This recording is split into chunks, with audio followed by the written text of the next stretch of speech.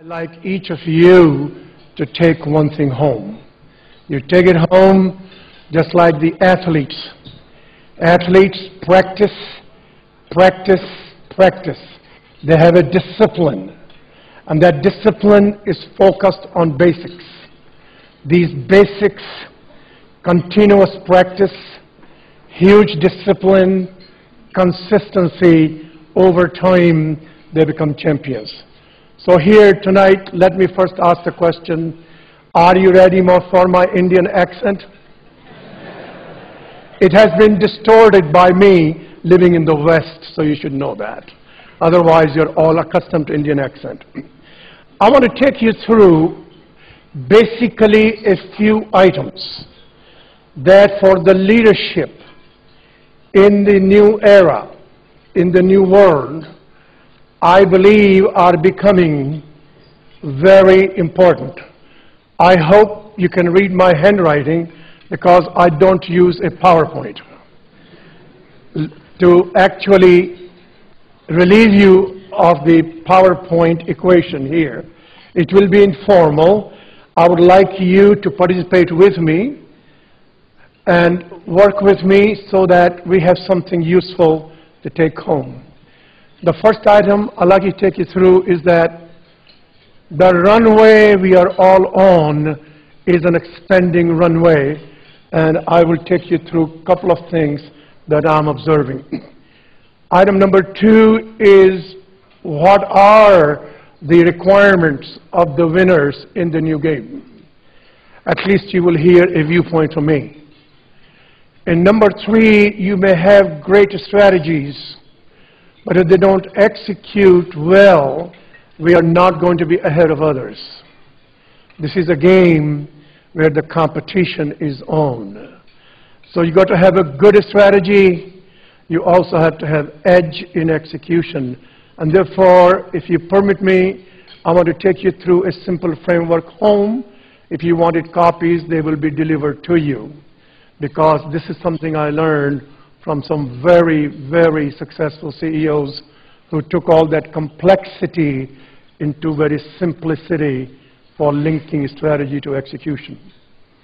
In that, I will then take you through the key elements of execution, and at the end, then I'll mention to you what are some of the habits that I'm allowed to observe in the world of some very successful leaders who were great in execution. How does that sound to you as the basic agenda? Make sense to the group here? Let me just check a couple of quick things. How many of you heard of Nestle, Nescafe? Raise your hands, please. How many of you, look at this, all the market share right here. Now take a guess, how much of their sales are in Switzerland? Very little. And they have a winning streak around the world as #1 food company in the world, but very little in Switzerland. Breaking the boundaries of imagination. Anybody heard of a company called Novartis? It is a drug company. 1993, it did not exist. It's a merger of two, and today in the market value and going forward is in the top 3 in the world. Switzerland is not a large country. People figuring it out how to break the boundaries, look at the world as a whole. Anybody heard of a company, ABB, Asia Brown Boveri? This is also a merger of a Swedish and Swiss company, headquartered in Switzerland, and there's not much there for them to sell. We need to think through. And here I'm going to suggest to you item number 1, and I hope you practice in your normal leadership job. Item number 1 is looking over the horizon and seeing how this whole world is changing and how this runway continue to expand. So here are some simple things. Unless you simplify, you cannot execute. But the simplification has to be real, it has to be factual, and it cannot be superficial. We have roughly $50 trillion economy. It grows 3% per annum roughly. 1.5 trillion new economy every year. Ask the question, what is our fair share of it?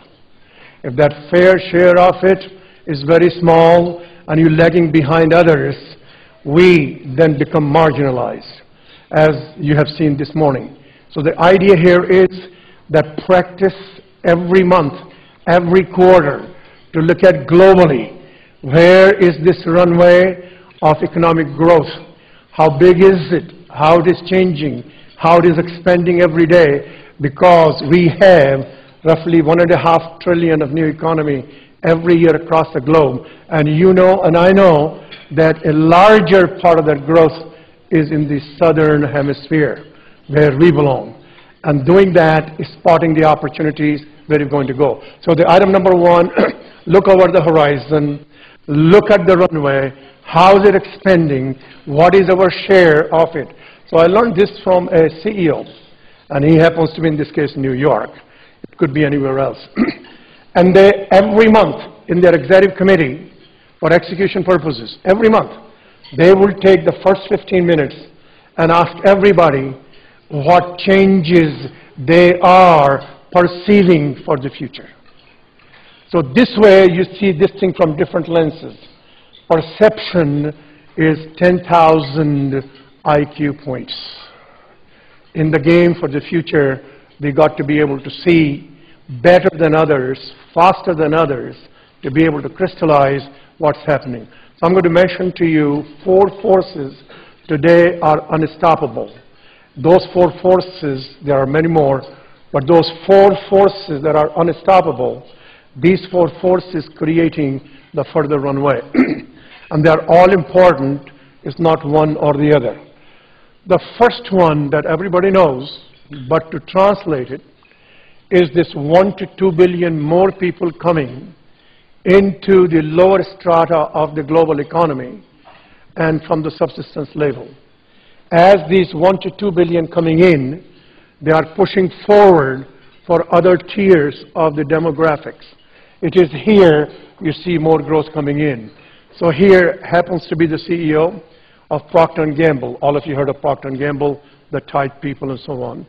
He has announced, as he became last July the new CEO, that in his company, in 5 years, he will have 1 more billion customers to whom that company will serve on a global basis. That's a vision. It is a commitment. It is publicly committed. It will be measured.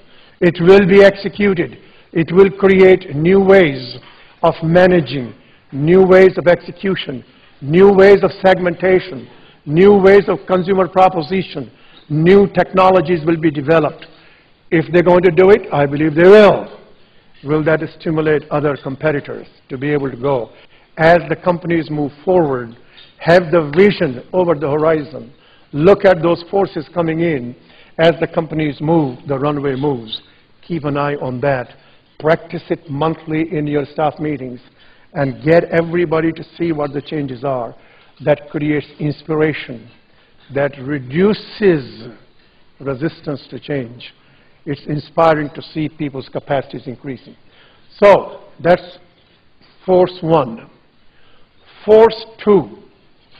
In this force 2, I'd like you to note that for the next roughly 10 years, what I see doesn't mean it's right. That in those 10 years, the forces to shift technology from west to east, to shift manufacturing processes from west to east, are going to be continuing. Part of the reason is this unbridled drive for shareholder value. The company is going to go where the opportunity is. And those companies going to be putting those processes, technologies, business models, patents. So in many cases, the inventions might be done in the West, but the manufacturing will be done in the southern hemisphere. So here is another part of bringing 2 billion people more into the economy, and that force will continue to create the runway faster, deeper, bigger on the southern hemisphere of the world.